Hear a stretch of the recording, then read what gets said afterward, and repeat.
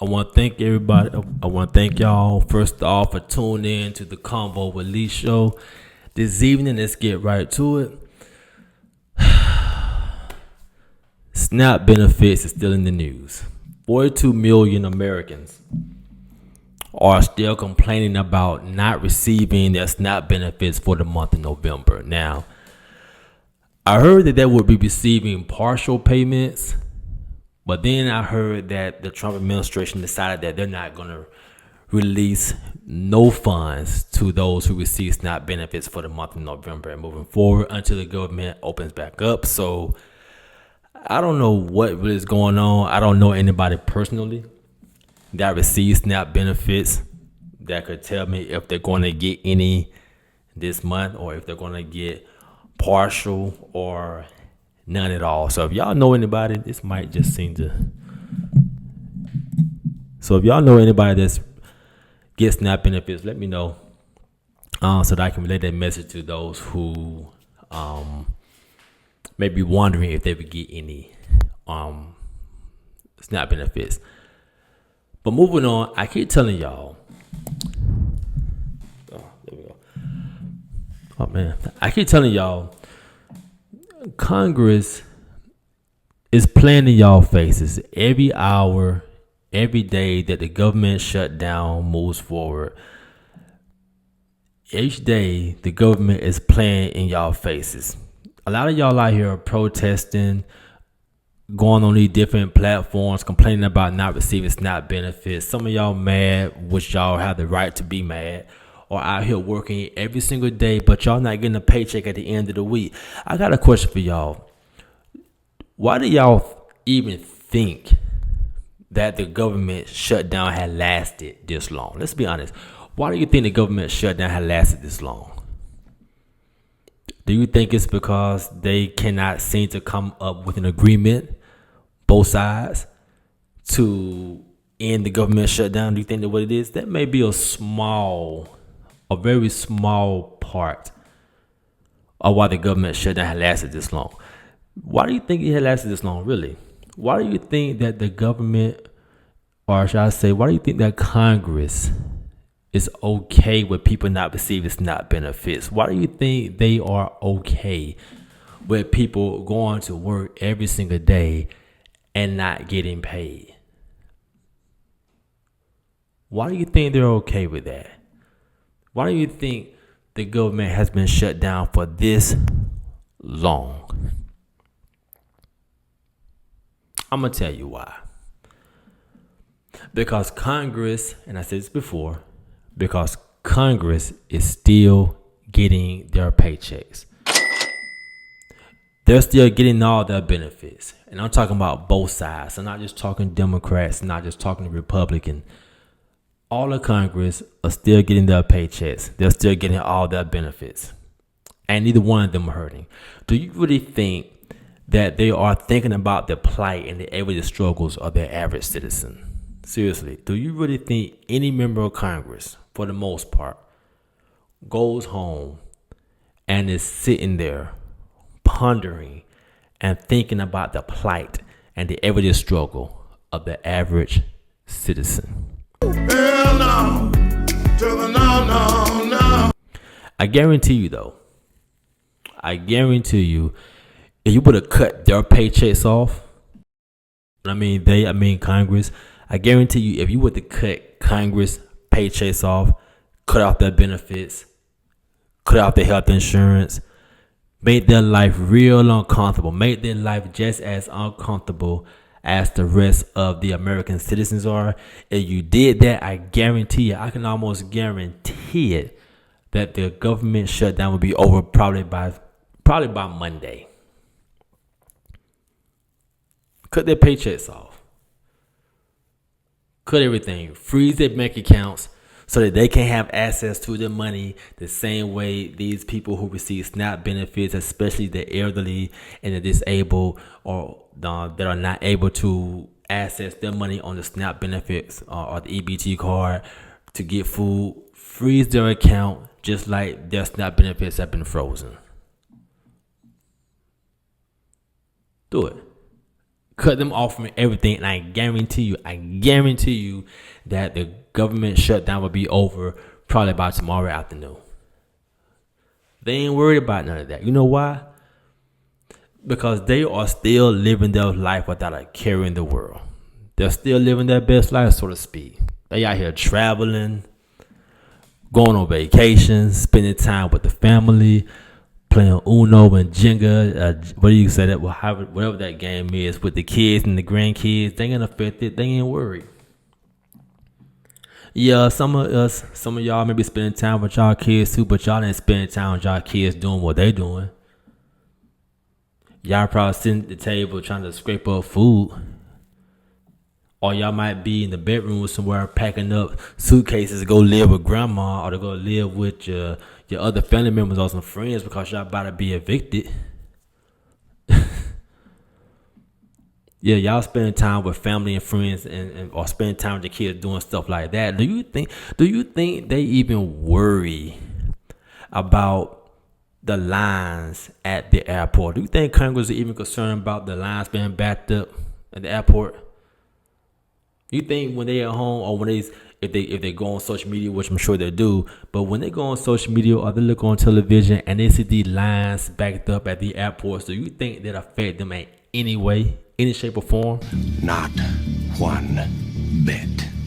Because they don't travel the way that we do. We talking about Congress. They ain't making no short change like we making. They making real money. They probably traveling on private planes. They probably know somebody who own a private plane or somebody got their own private airport in their backyard somewhere. They ain't worried about none of that. They ain't got to go through all that, but we go through. Listen, you find out a person's true self when things get bad. I promise you, when things start to get bad, you will find out a person's true self. You will find out who your friends are. You will find out who's in your corner. A lot of y'all single moms, and I'm not talking about all you single moms, because I've met some single moms that are very independent. They don't depend on the system whatsoever. They don't depend on child support. They don't depend on alimony.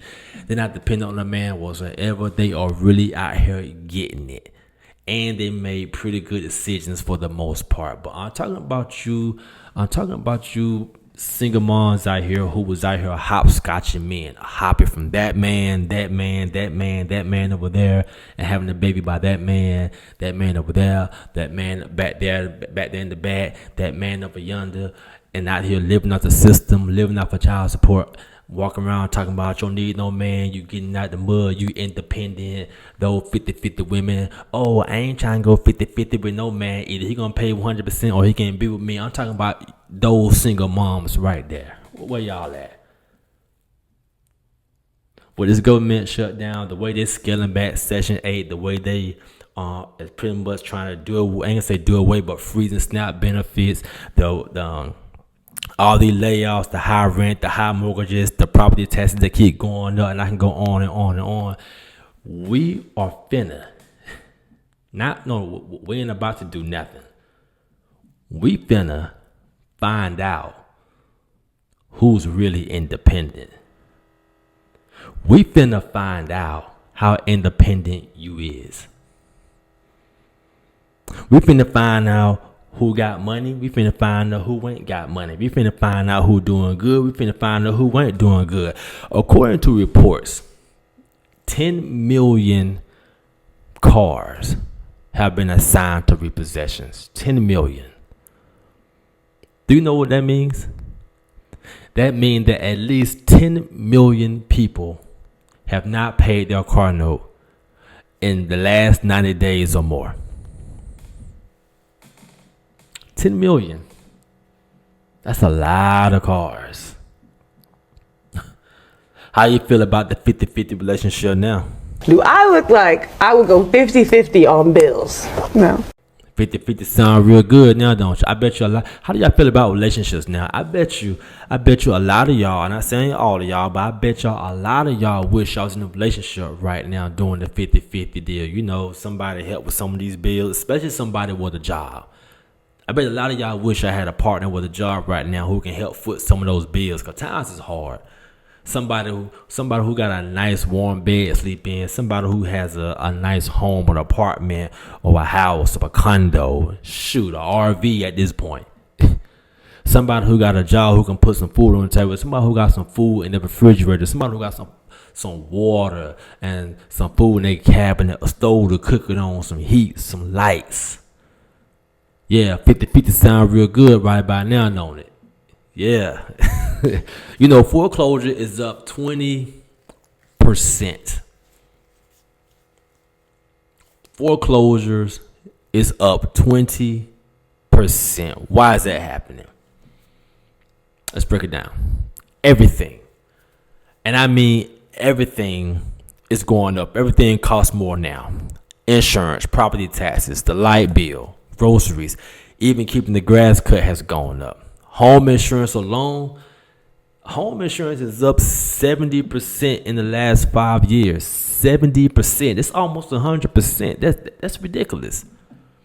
When that kind of pressure hits, it doesn't matter how responsible you are. There are a lot of people that are responsible right now that's being squeezed. It doesn't matter how responsible you are.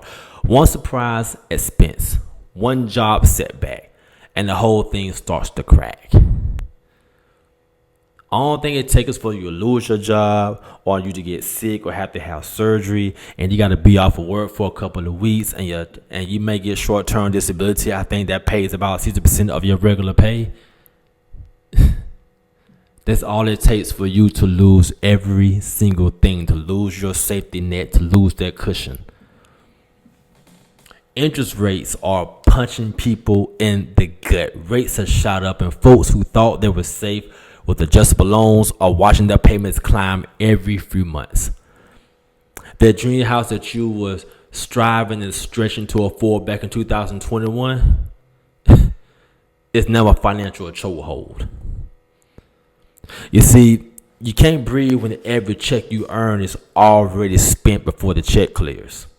And with home prices still averaging over $400,000, that is a lot of weight for the ordinary shoulders to carry. The safety net that we once had, at least most of us. I need a haircut, that's why I got a hat on, y'all. The safety net that most of us had got accustomed to during the pandemic is gone. Ain't no safety net. No. See, during the pandemic, I don't know if y'all remember, during the pandemic, which was about 5, maybe 6 years ago, people had lifelines back then during the pandemic. We had lifelines. We had forbearances. We had stimulus checks. We had programs to keep people afloat. But those nets are gone now. There ain't no nets now. They're gone. There is no more cushion. There's nobody to catch you now when you fall. And what didn't hit back then is catching up now. This isn't a new wave of failure. It's a delayed one. The debt didn't disappear. It just waited for the rest of the world to wake back up.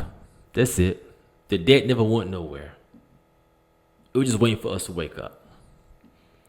The economy, it got folks struggling quietly. Inflation is biting. I'm 45 years old. I'll be 46 next month, actually.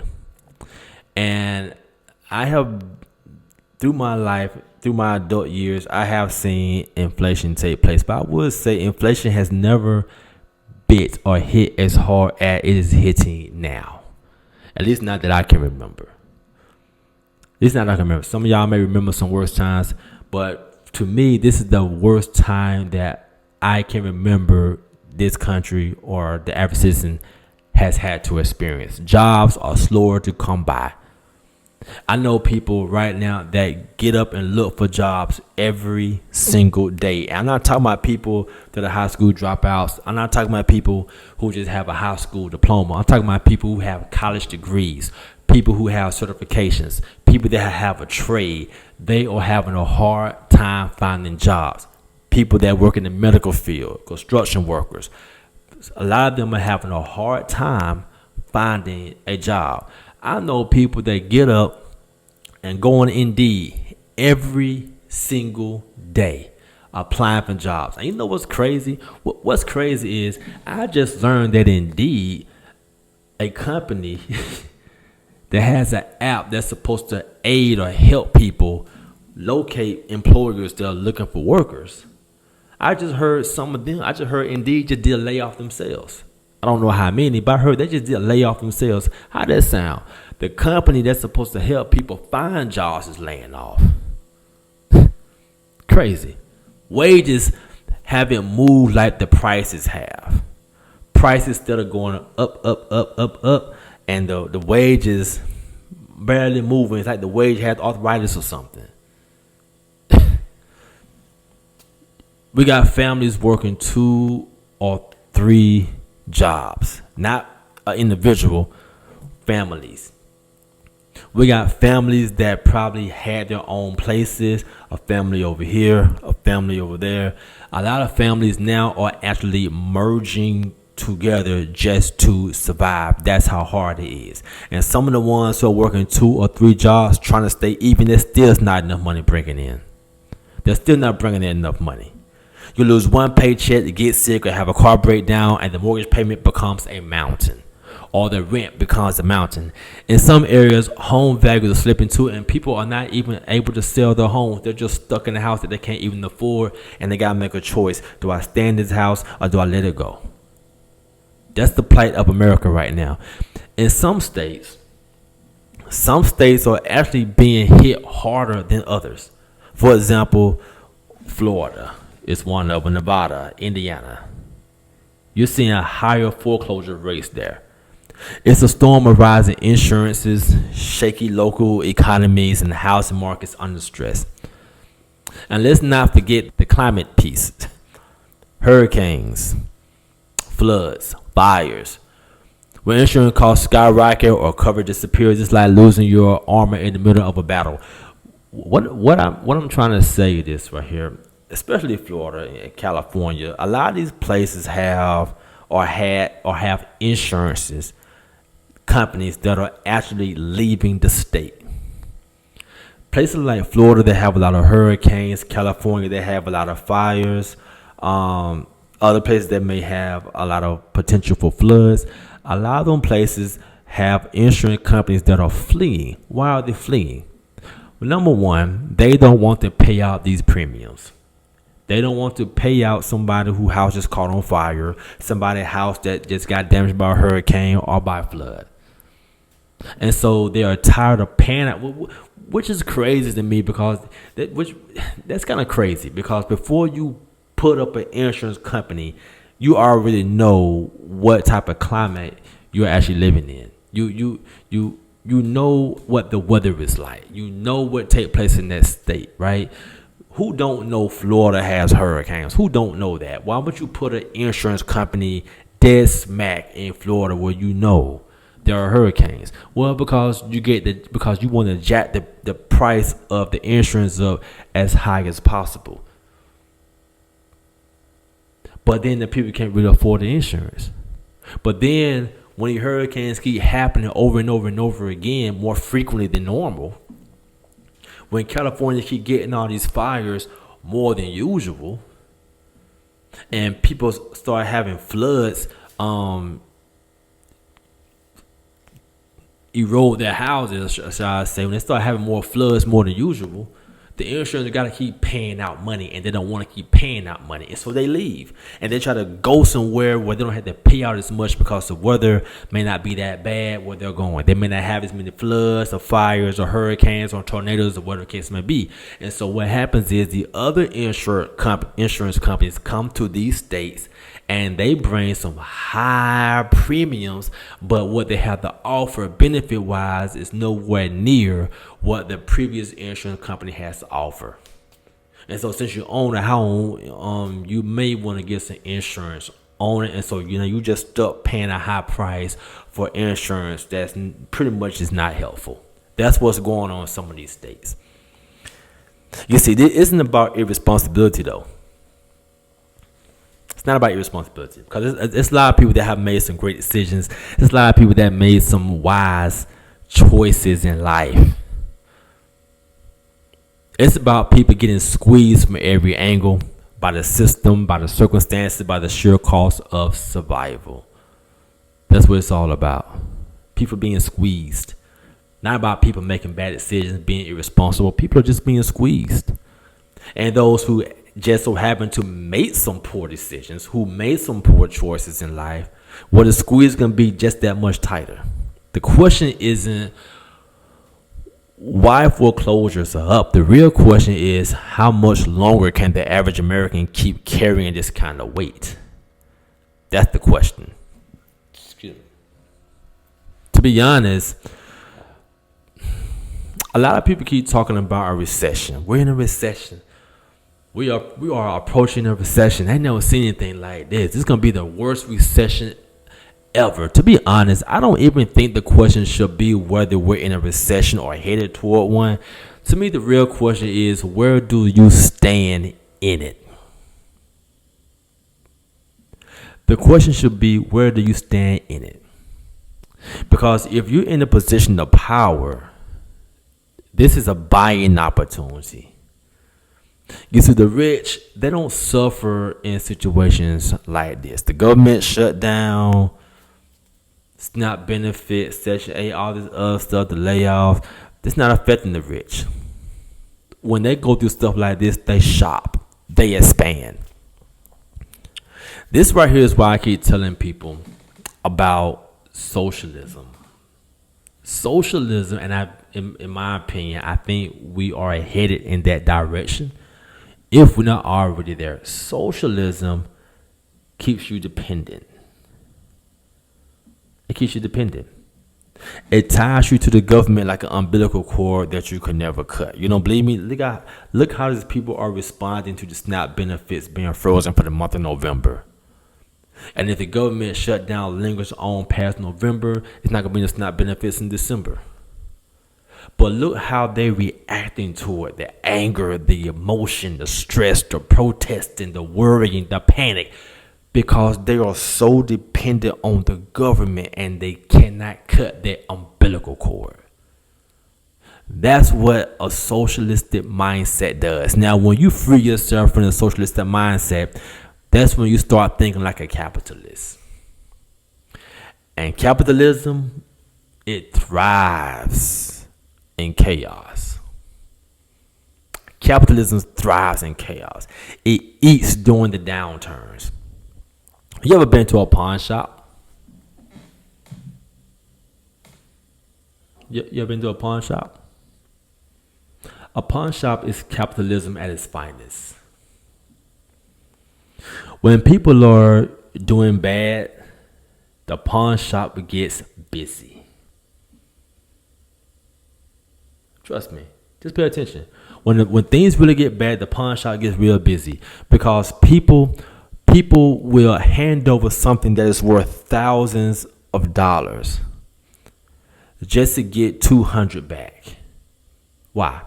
Because pain makes you desperate, and capitalism knows it. A person that is going through a hard time, a person that is really doing bad, a person that is struggling, a person that's about to have something turned off or have something taken away, especially if they have kids, they panic.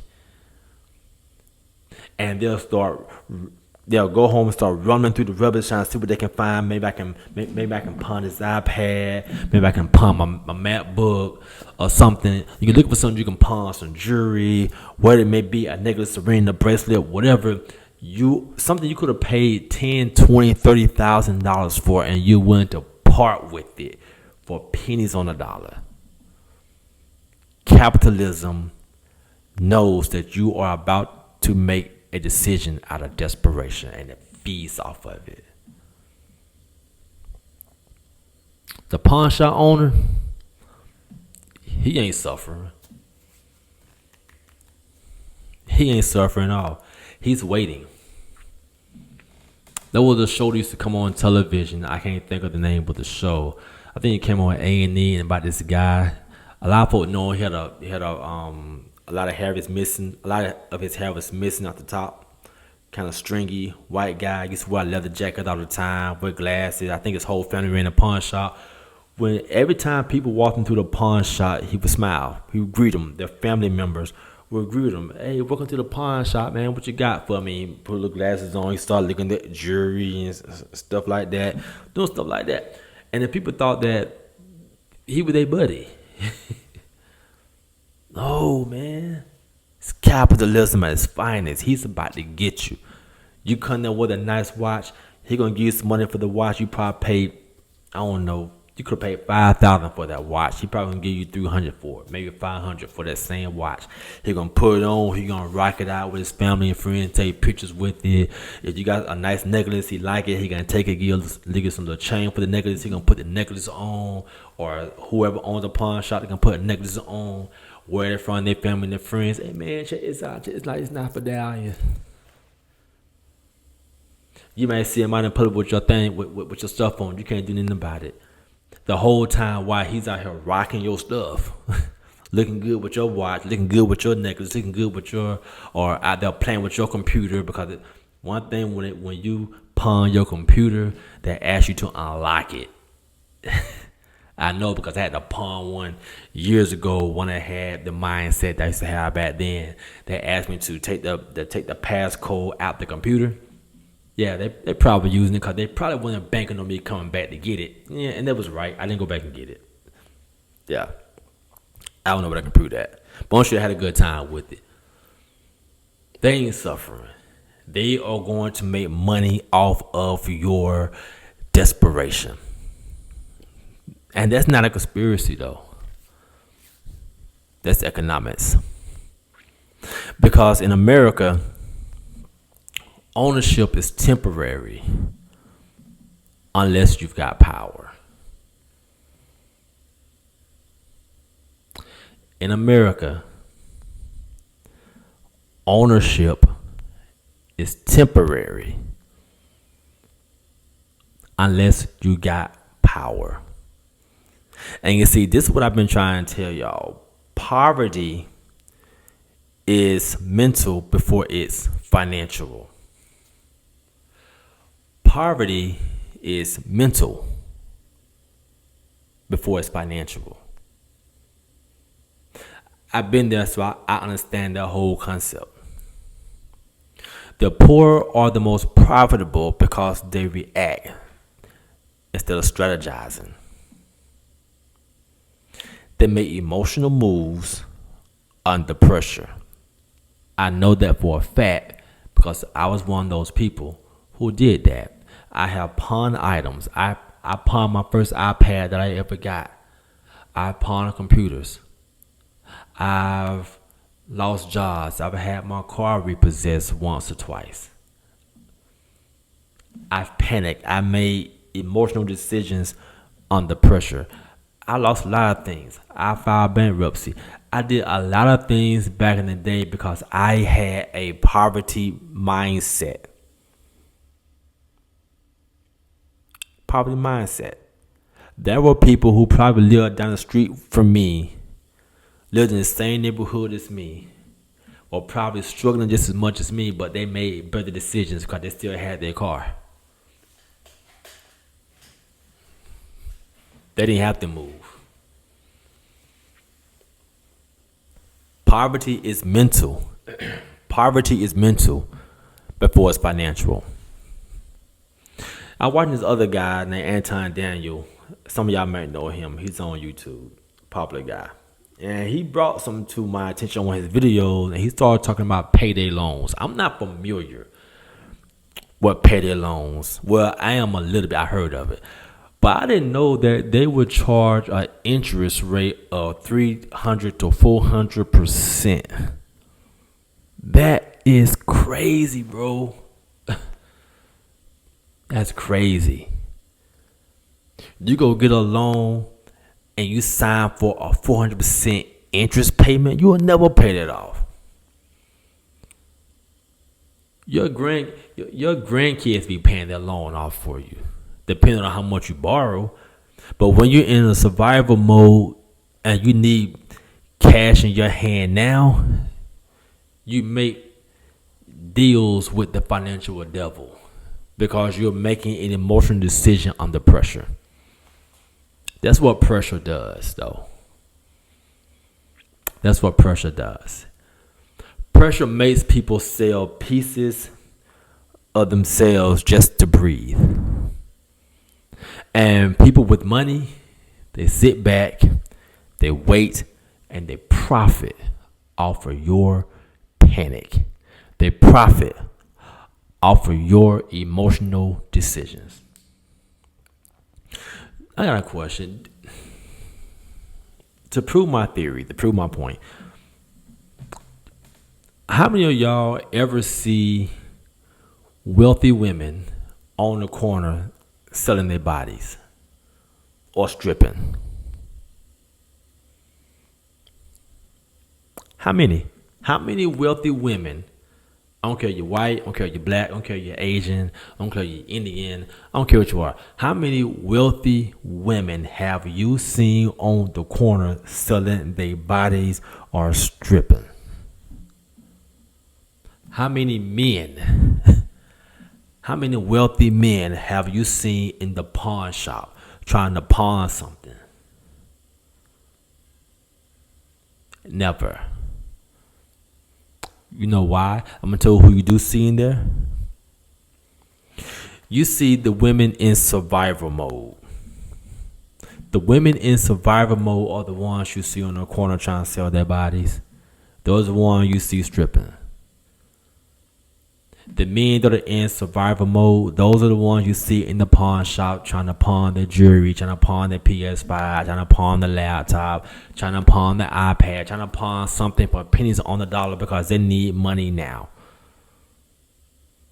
Those are the ones you see taking out to pay their loans. Those are the ones you see going to the loan companies and using electronics that they got in the house as collateral so they can obtain the loan at a 300% interest rate that they can't provide, that they can't pay back, and they end up losing their stuff.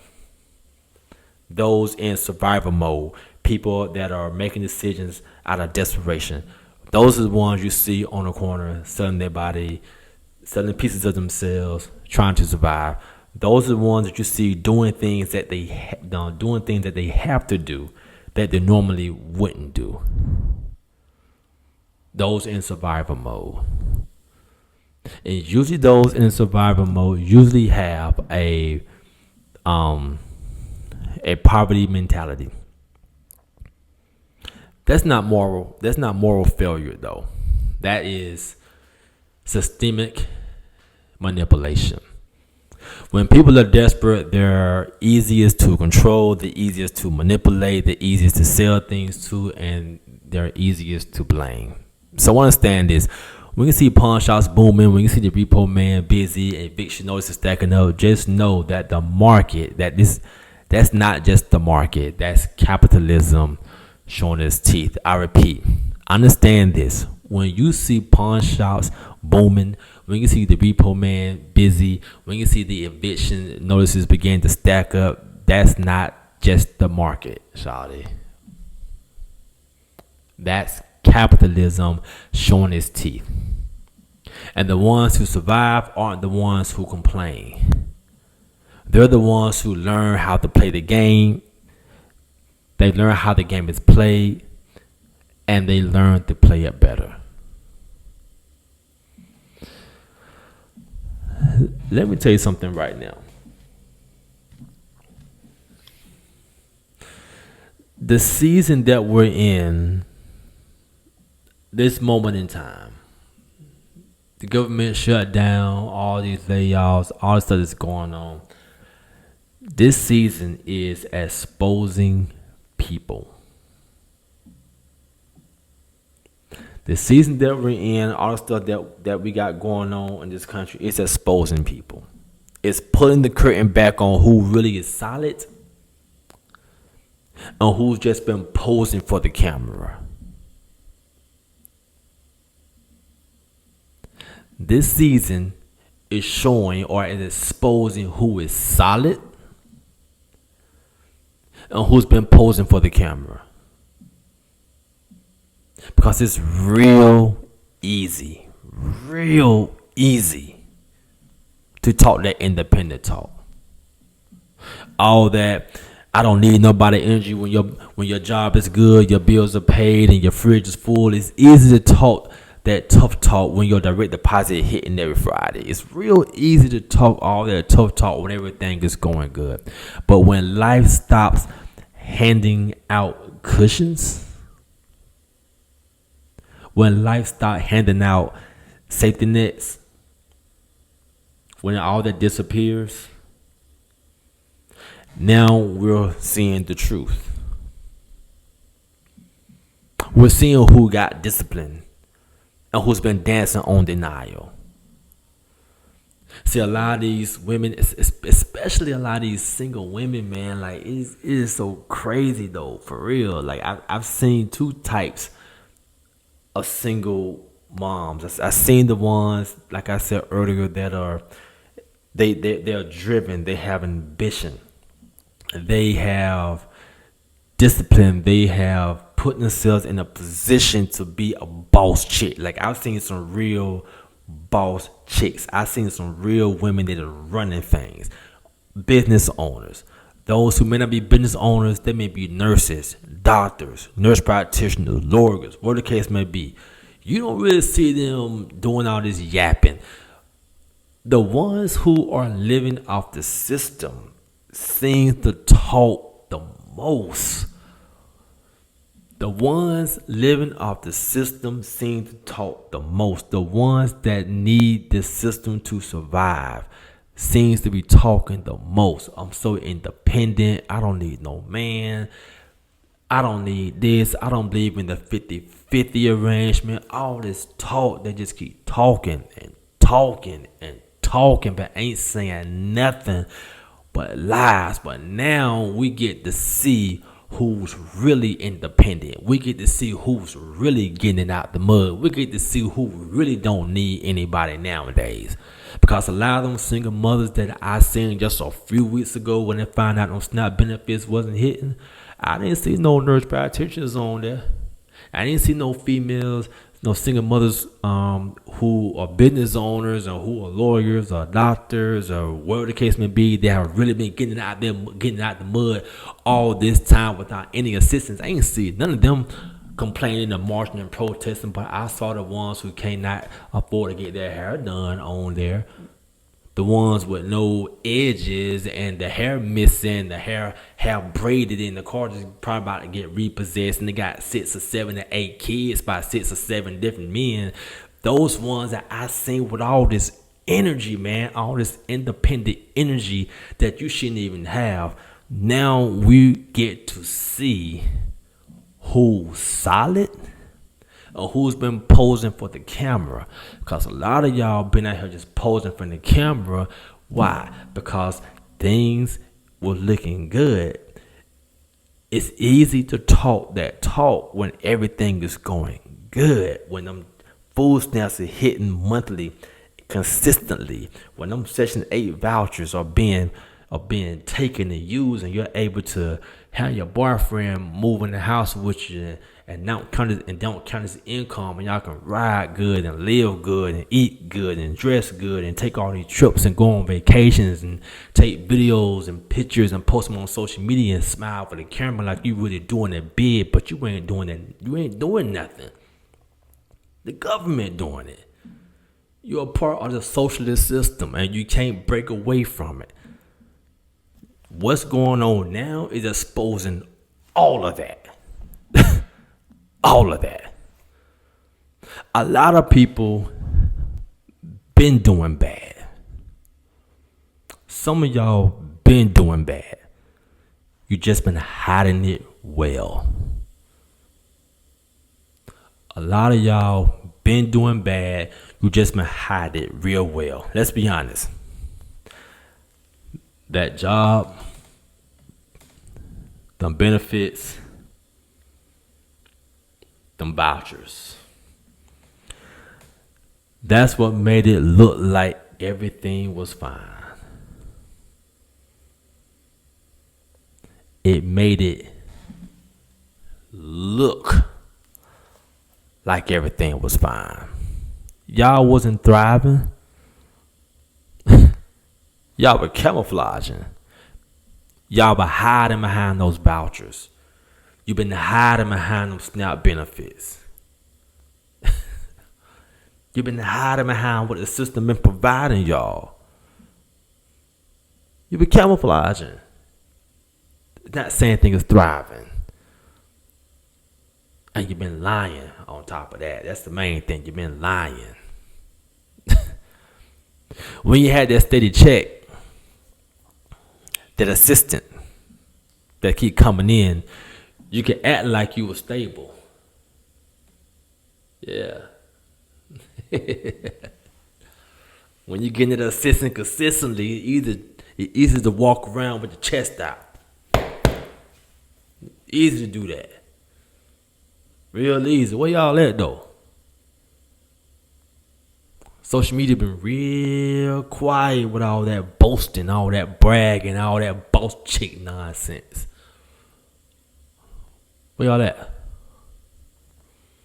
And I'm not trying to talk down on y'all, I'm just trying to figure out where y'all at. Because it seems that since Trump been in office and talking about getting rid of Section 8 and putting limits on it and putting a freeze on SNAP benefits, and amongst other changes that he probably trying to implement, y'all done got real quiet.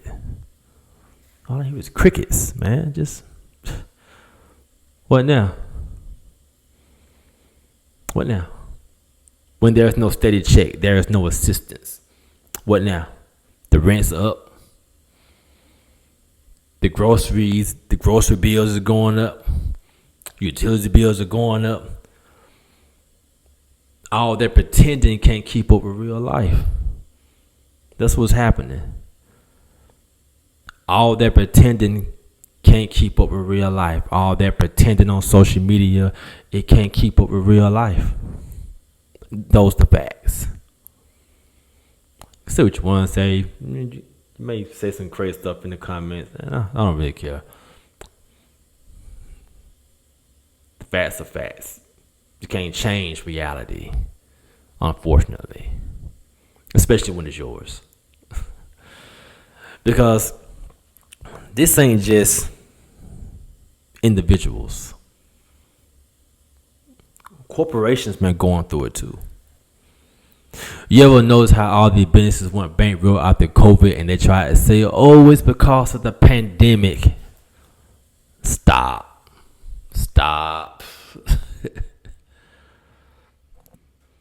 These companies were already failing. Not all of them, but a lot of these companies were already failing. A lot of these companies were already in the red. COVID did not kill all these corporations. It exposed them.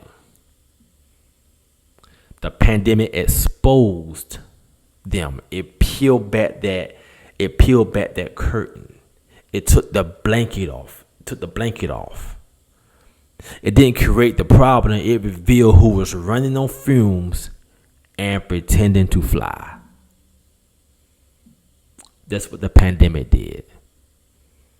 Every time something bad happens, like the housing market crash, the pandemic, the government shutdown, it exposes the truth. It exposes reality. That's the same thing happening with everyday people. Folks are losing cars. Folks are losing homes. Folks getting pushed out their apartments. Not because the storm just started, but because they never built shelter. The government shutdown isn't destroying folks. Let's be real about this now. The government shutdown isn't destroying folks. It's showing what they really got to stand on. See, a lot of people are going through a hard time because they have not been preparing for hard times. So a lot of people who've been getting these SNAP benefits, and I keep going back, and the reason why I keep going back to the SNAP benefit, because it's provided by the government. And when you're getting something for free that you really didn't earn, you tend not to use it wisely, right? It's kind of like A lot of people who are on Section 8, a lot of times they don't take care of the house well. Not all, but a lot don't take care of it well. When you don't work hard for something, you don't tend to take care of it as well, right? So when you're getting SNAP benefits every month consistently, and you're counting on that, and you gotten adjusted to that, or you became dependent on that, well, then you don't really worry about putting food to the side. And some people do. Don't get me wrong, some people do, but you may not be thinking about preparing for a time where SNAP benefits may not be there. And that's what's going on now. The government shutdown did not destroy people, did not destroy the community. It's not destroying the culture. It is showing what they really got to stand on, and a lot of y'all don't have nothing to stand on. So let's be real. This is not the time to flex. This is the time to prioritize. Stop worrying about what you look like online. Start worrying about what your foundation looks like in real life. Social media, for the most part, is not real. Everybody you see on social media talking about the life they're living, a lot of them are not living the life that they are claiming to live. And that is evident with those 10 million cars being assigned to repossession. Oh yeah. Y'all seen that? Hey, y'all seen that that challenge on one of these platforms where they say I dress like a bum because my car is the outfit. A lot of those cars are assigned to repossession.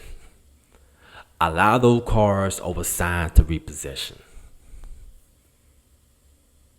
Think about that. That car is the fit, but next week they may not have it. You see, because when hard times hit, and believe me, hard times are hitting, and they're hitting hard, and they're getting harder and harder. Independency ain't about your post, it's about your preparation. Independency is not about your post, it's about your preparation. And that's the truth a lot of people don't want to hear. You don't build strength and comfort. You find out who you are when the lights go out. Thank y'all for tuning in to the Combo with Lee show and listen to what I had to say. I hope y'all can take something from it. Hope y'all can learn from it. Y'all have a great night.